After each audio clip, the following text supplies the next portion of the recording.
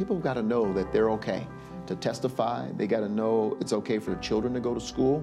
They got to know it's okay to go worship in their place of worship and not fear that the very government that promotes liberty across this world is going to come down on them, and that they are afforded due process. So the reality is that these are fundamentally the things that we as Americans believe in, that the city of Denver is executing on. Access to legal counsel is more important than ever.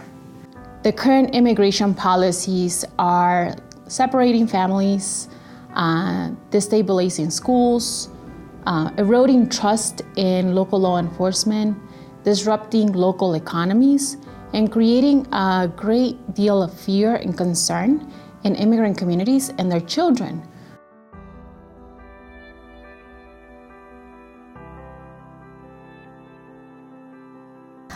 For a detained client who is put into immigration detention, it is difficult, if not impossible in some cases, to find an attorney. And the reason being is that once a client gets into detention, they're cut off essentially from the world.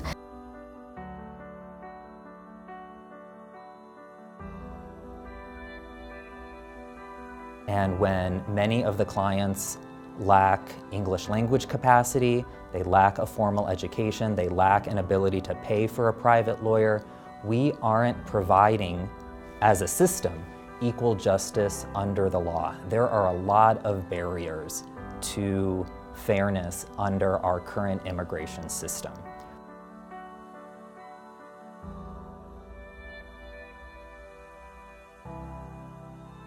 Being part of the SAFE network means a lot to those of us who are in Santa Ana, because we let all our residents know that people who are facing separation from their families, loss of liberty, can rely on government to support and help them through navigating a very, very intimidating legal process.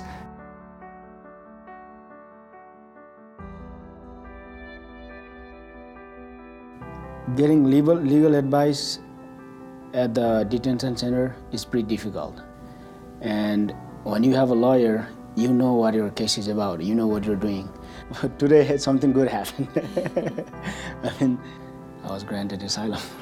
I'm out of a detention center after 1 year because of her help.